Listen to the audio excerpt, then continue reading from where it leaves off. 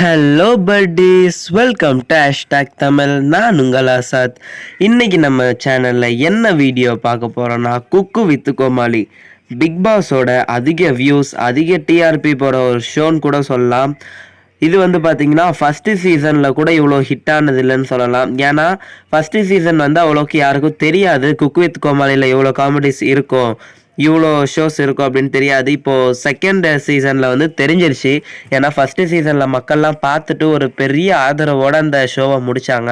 இப்போ பார்த்தீங்கன்னா second season ஆரம்பிச்சிருக்கு. அதில் வந்து இப்போது இன்றைக்கி பார்த்தீங்கன்னா 2 ப்ரோமோ வந்திருக்கு. அந்த 2 ப்ரோமோ என்னன்னு பார்க்கலாம். ஃபஸ்ட்டு பார்த்தீங்கன்னா ஒரு டாஸ்க். அது என்ன டாஸ்க்னா, அட்வான்டேஜ் டாஸ்க் முடிஞ்ச அப்புறம் மெயின் டாஸ்கில் குக்கு கோமாளி எப்படி எப்படிலாம் செய்யணும் அப்படின்ற டாஸ்க் போல். அதில் வந்து பார்த்திங்கன்னா மூஞ்சில் ஒரு மாஸ்க்கை போட்டுக்கிட்டு கை ரெண்டையும் அந்த சோளக்காட்டு பொம்மை மாதிரி தூக்கி வச்சுக்கிட்டு சோளக்காட்டு பொம்மை மாதிரியே நிற்கணும். ஆடாமல் அசையாமல் இருக்க முடியாது. அதனால் தலையில் அந்த மாஸ்க்கை போட்டுக்கிட்டு எதையுமே பார்க்க முடியாது. மூச்சு போகிறதுக்கு மட்டும் 2 ஹோல்ஸ் இருக்கும், அவ்வளோதான். அதை போட்டுட்டு அப்படியே நிற்கணும்.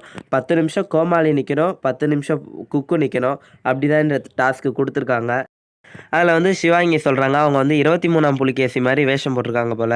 ஐயோ 23ஆம் புலிகேசியை கையை கட்டி நிற்க வச்சுட்டாங்களே அப்படின்ற மாதிரி சொல்கிறாங்க. அடுத்து பார்த்திங்கன்னா மதுரை முத்து வராரு.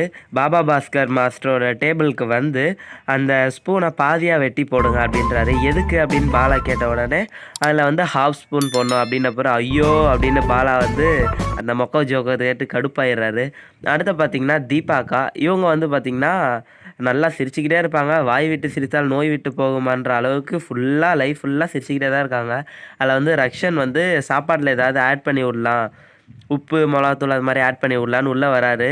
அதில் வந்து அவரோட கோமாளிகிட்ட சொல்லும் பொழுது அவர் சொல்கிறாரு, நீங்கள் வந்து எதுவுமே ஆட் பண்ண தேவையில்லை, நாங்களே ஆட் பண்ணிட்டோம் அப்படின்னு சொல்லும்போது வந்து அது வந்து நல்லா காமெடியாக இருந்துச்சு. அடுத்து பார்த்திங்கன்னா அஸ்வின்கிட்ட வந்து சிவாங்கி வந்து ஹெல்ப் கேட்குறாங்க. எப்படின்னா, ஐயோ என்னை காப்பாற்றுங்க அஸ்வின் அப்படின்னு வந்து அந்த சோளக்காட்டு பொம்மையில் நின்றுக்கிட்டு சிவாங்கி கேட்குறாங்க. அதுக்கு வந்து அஸ்வின் சொல்கிறாரு, இவன்கிட்டருந்து நீ முதல்ல என்ன காப்பாற்றுமா அப்படின்னு தங்கத்துறையை காமிக்கிறாரு. இதுலேயே எல்லாருக்கும் தெரிஞ்சிருக்கும் யார் யாருக்கு யார் பேராகிறாங்கன்னு. அடுத்து பார்த்திங்கன்னா கனிக்கு வந்து மணிமேகலை, இது இஞ்சி பூண்டு பேஸ்ட்டா அப்படின்னு மோந்து பாருங்கன்னு அப்படியே அந்த ஹோல்ஸில் விட்டு குத்துற மாதிரி காமிக்கிறாங்க. அப்புறமா பார்த்திங்கன்னா அஸ்வினுக்கு வந்து தங்கத்துறை செட் ஆகிருக்காரு. அடுத்து பாபா பாஸ்கர் மாஸ்டருக்கு சிவாங்கி. அப்புறமா பார்த்திங்கன்னா புகழ் வந்து இந்த வாரம் வரலை, ஏன்னு தெரில. அப்படி தான் ஷக்கீலாவும் வந்து போன எபிசோடில் வரலை, அவங்கள இந்த எபிசோட்லேயே காட்டலை. ஒருவேளை அவங்க ஷோ வேணான்னு போயிட்டாங்களா என்னன்னு தெரியல. அதே மாதிரி பார்த்திங்கன்னா இந்த வாரம் புகழும் வரல. புகழ் வந்து புதுசாக ஒரு யூடியூப் சேனல் ஆரம்பிச்சிருக்காரு, பரட்டை புகழ் அப்படின்னு யூடியூப் சேனல் போட்டு ஒரு 2 வீடியோ தான் போஸ்ட் பண்ணிருக்காரு. எக்கச்சக்கமாக வியூஸ். எங்கே இருந்தால் இவ்வளோ பேர் இருக்காங்கன்னு தெரில. லட்சக்கணக்கில் அவருக்கு 2 வீடியோ போட்டு ஒரு வீடியோ போட்டு 5 நாள் ஆச்சு, இன்னொரு வீடியோ போட்டு 2 நாள் தான் ஆச்சு. அவ்வளோ வியூஸ் கூஞ்சிருச்சு. செலிப்ரிட்டிஸ்க்கெலாம் உடனே வியூஸ் குறைஞ்சிரும் அப்படின்னு நான் அப்போ தான் புரிஞ்சுக்கிட்டேன். நம்மளும் அப்போ எப்போ தான் செலிப்ரிட்டி ஆகும் அப்படின்லாம் உள்ள ஒரு மனசுக்குள்ளே ஒரு ஏக்கம் இருக்குது. சரி பார்க்கலாம். அடுத்து வந்து பார்த்திங்கன்னா 5th ப்ரோமோ வந்துருச்சு.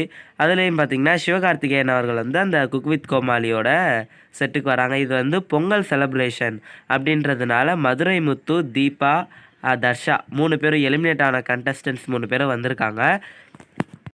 சிவகார்த்திகேயன் வந்து பாபா பாஸ்கர் மாஸ்டரை பார்த்து சொல்கிறாரு, நீங்கள்லாம் செட்டில் தான் இங்கே ஓட விடுங்க, டே சிவா ஆடுறா ஓடுறா அப்படின்னு சொல்லிலாம் கலாய்ப்பீங்க. இங்கே வந்து பார்த்திங்கன்னா இந்த 2 பேர் உங்களை ஓட விட்றாங்க அப்படின்னு செஃப் தாமுவையும் செஃப் பட்சார் 2 பேரையும் காட்டுறாங்க.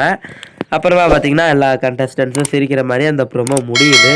இந்த வாரம் குக் வித் கோமாளி வந்து ரொம்பவே டிஆர்பி எகிரிருன்னு சொல்லலாம். ஏன்னா சிவகார்த்திகேயன் வேறு வந்திருக்காரு. இது சும்மாவே டிஆர்பி எகிரும், இதில் சிவா வந்தால் சொல்லவா வேணும். வேறு வீடியோவில் பார்க்கலாம். தேங்க்யூ ஃபார் வாட்சிங்.